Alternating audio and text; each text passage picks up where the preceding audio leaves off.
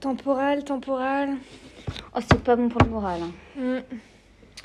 Alors, tu t'en sors? À moitié. La team SPEMED vous présente l'ostéologie de la tête. La team SPEMED vous présente l'ostéologie de la tête. Épisode 1, l'os temporal.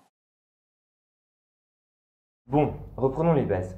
L'os temporal appartient à la fois à la base du crâne et à la calvaria.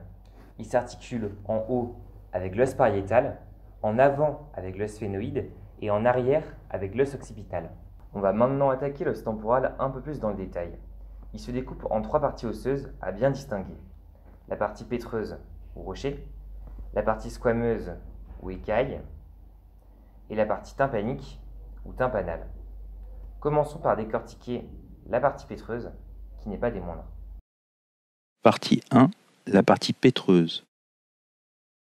Elle présente 2 parties, une endocrânienne supérieure qui se distingue en une face antéro-supérieure et en une face postéro-supérieure, et une exocrânienne inférieure avec une face antéro-inférieure et postéro-inférieure.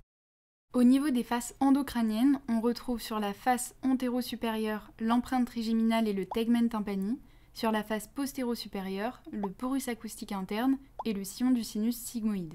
Attention, sur la face exocrânienne, seule la face postéro-inférieure est visible, la face antéro-inférieure est masquée pour sa majeure partie par la partie tympanique.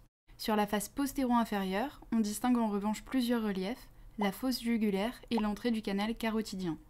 Pour information, le canal carotidien est en fait constitué de 2 segments séparés par un angle droit, un vertical et un horizontal.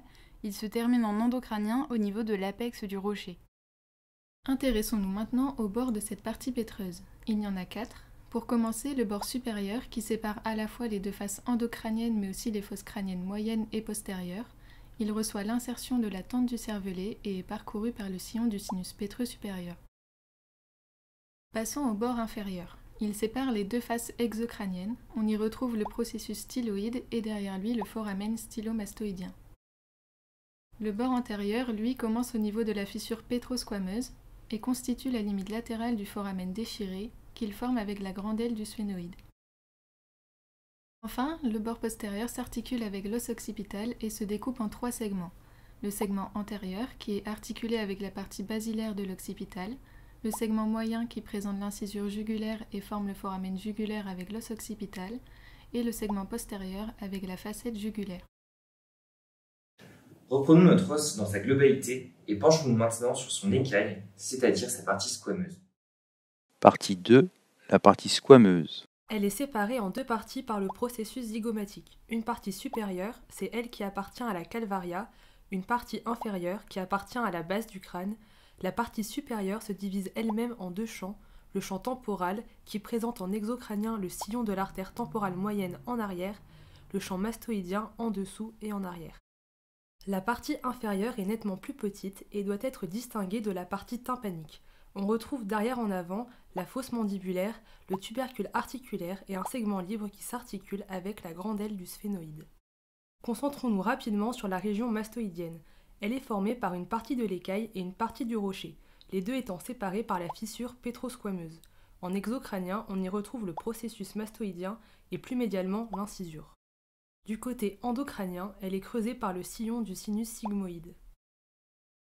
Intéressons-nous maintenant à la 3e et dernière partie du temporal, la partie tympanique ou tympanale. Partie 3, la partie tympanique. Elle délimite le porus acoustique externe et la partie antérieure du méa acoustique externe. Attention à bien différencier le méa qui est un canal et le porus qui est l'orifice d'entrée du canal. Voilà ce que nous avions à vous dire sur cet os. On espère que cette vidéo a pu vous aider. Si jamais vous avez des questions, n'hésitez pas à demander à votre tuteur ou à cliquer sur l'adresse qui s'affiche. On vous souhaite à tous bon courage.